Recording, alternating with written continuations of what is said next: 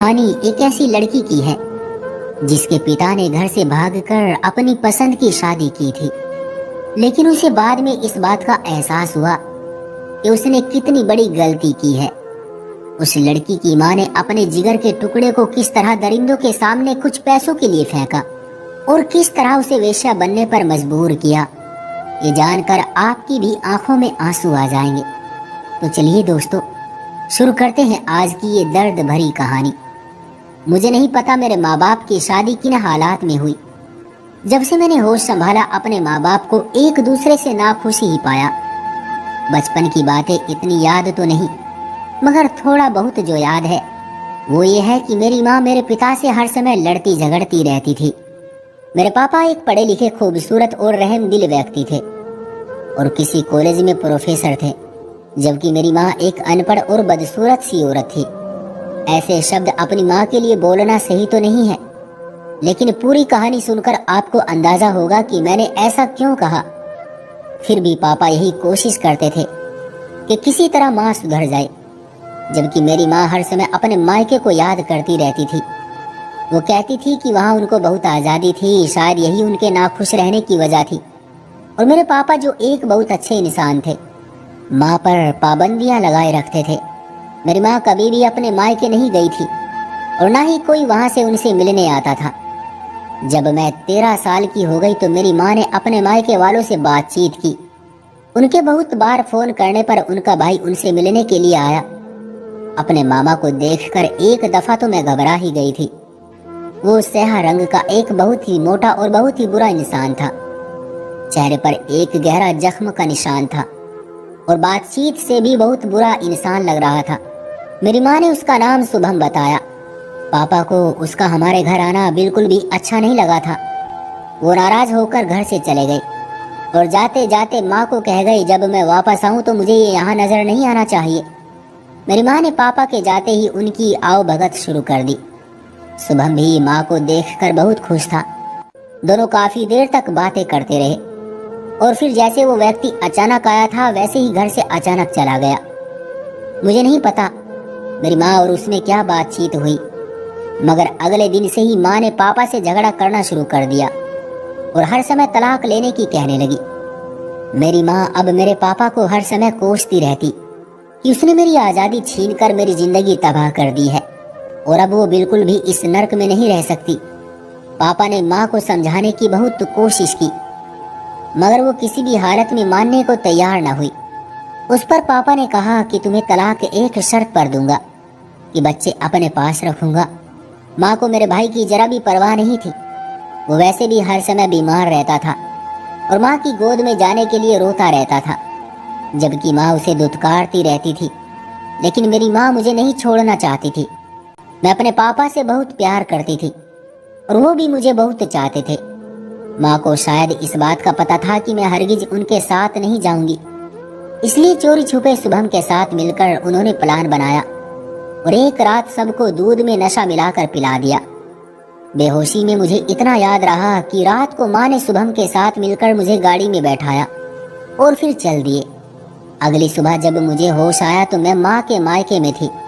अजीब सी जगह और बहुत ही गंदा सा घर था, जो एक बहुत ही पतली और छोटी सी गली में था, जिसमें शुभम की तरह के और बहुत सी औरतें, मर्द और बच्चे मौजूद थे।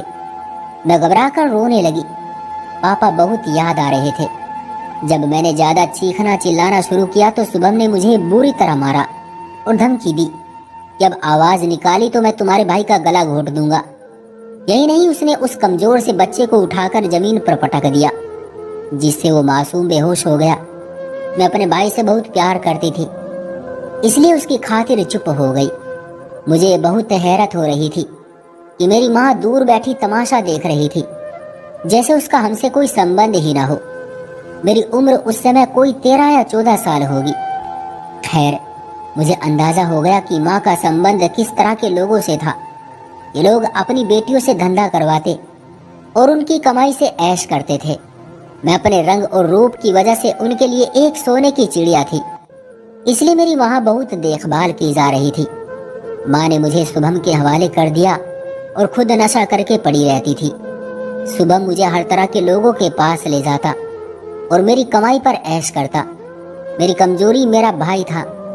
मेरा भाई उसके पास था जिसकी वजह से मुझे ब्लैकमेल किया जा रहा था। मैं जानती थी कि अगर मैं भाग गई तो मेरे भाई को वो जिंदा नहीं छोड़ेगा। वैसे भी शुभम पुलिस और बड़े बड़े आदमियों से संबंध रखता था। ऐसे हालात में मुझे किसी से मदद की कोई उम्मीद नहीं थी। मुझे हैरत थी कि मेरे पापा ने मेरी कोई मदद क्यों नहीं की थी। वो हमें ढूंढते हुए क्यों नहीं आए। मैं इस जिंदगी से बहुत नफरत करने लगी थी और हर समय ऊपर वाले से प्रार्थना करती रहती थी कि मुझे इस नर्क जैसी जिंदगी से छुटकारा दे दे। ऊपर वाले ने मेरी प्रार्थना सुन ली। हुआ यूं कि एक दिन मेरी माँ ने मुझे संदूक से कपड़े निकालने को कहा। मैंने संदूक खोला तो उसमें एक पुरानी सी एल्बम पड़ी थी जिसमें मेरे पापा की तस्वीर थी। मैंने वो तस्वीर निकाल कर छुपा ली और वॉशरूम जाकर उस तस्वीर को देखकर बहुत रोती रही।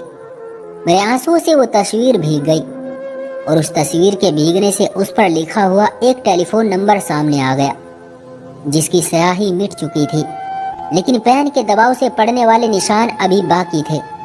मैंने वो नंबर याद कर लिया और अपने पापा की वो तस्वीर छुपा ली। अब मैं इस इंतजार में रहने लगी कि इस नंबर पर कॉल करूं और देखूं कि आखिर ये किसका नंबर है। एक दिन मुझे मौका मिल ही गया। शुभम एक व्यक्ति को लेकर आया। वो शराब के नशे में धुत था। मेरे पास आते ही वो सो गया। उसका मोबाइल उसके हाथ में था। मैंने वो नंबर मिलाया तो दूसरी तरफ किसी बूढ़ी औरत ने फोन उठाया। मैंने अपने पापा का नाम लेकर रोना शुरू कर दिया। उन्होंने मुझसे पूछा कि आप जिसका नाम ले रही हैं वो आपके कौन है। मैंने बताया कि वो मेरे पापा हैं। इतने में उस औरत की आवाज भारी सी हो गई और उन्होंने फोन किसी आदमी को दे दिया। उस आदमी ने बड़े प्यार से मुझसे कहा कि बेटी तुम किस जगह हो। मुझे उस जगह के बारे में जितना पता था मैंने बता दिया। उसने मुझसे कहा कि यह बात किसी को पता नहीं चलनी चाहिए कि तुम्हारी हम लोगों से कोई बात हुई है। उसके बाद टेलीफोन बंद हो गया। मुझे डर था अगर सुबह ये बात शुभम को पता चली तो क्या होगा। सुबह होते ही मेरे कमरे का दरवाजा जोर जोर से बजने लगा। मैंने घबराकर दरवाजा खोला तो शुभम और मेरी माँ की दुख भरी शक्ल नजर आई। उन्होंने मुझे जल्दी से पीछे दरवाजे से निकलने को कहा। जैसे ही हम पिछले दरवाजे पर पहुंचे तो गली में पुलिस की गाड़ियां नजर आई। हम वापस पलटे मगर तब तक बहुत देर हो चुकी थी।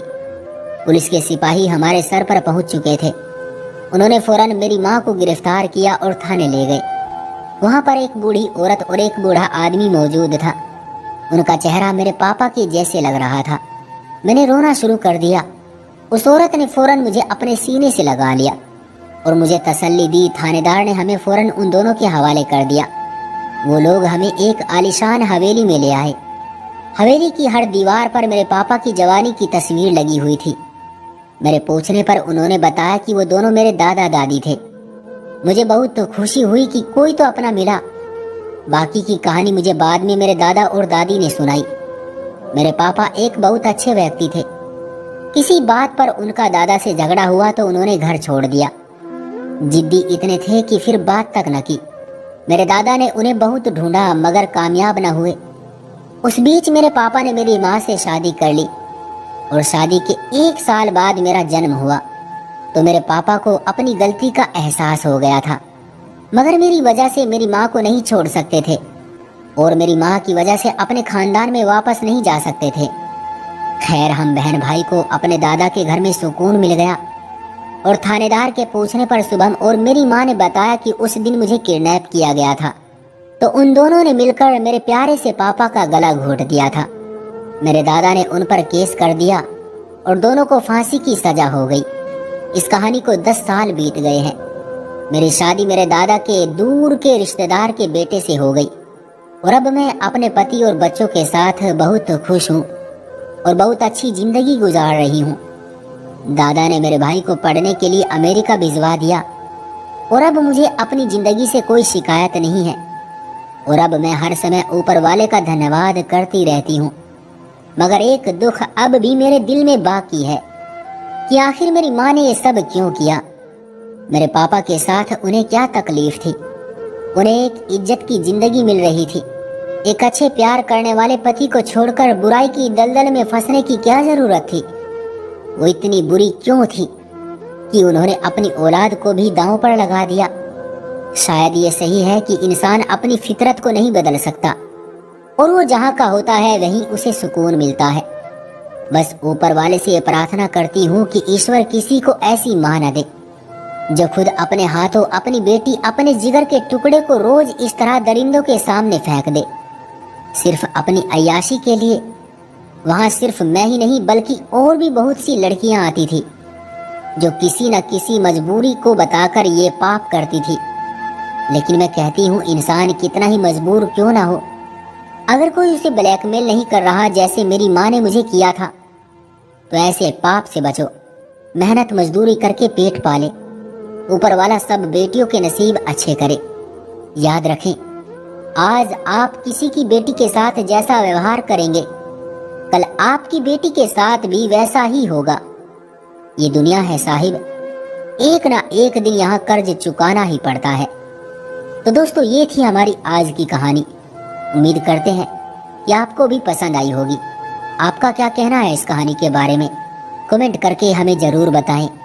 वीडियो को लाइक करके चैनल को सब्सक्राइब कर लीजिए और साथ में घंटी को दबाकर ऑल पर सेट कर लीजिए ताकि आने वाली वीडियो आपको तुरंत मिले। मुझे दीजिए अगली वीडियो तक इजाज़त, तब तक के लिए धन्यवाद।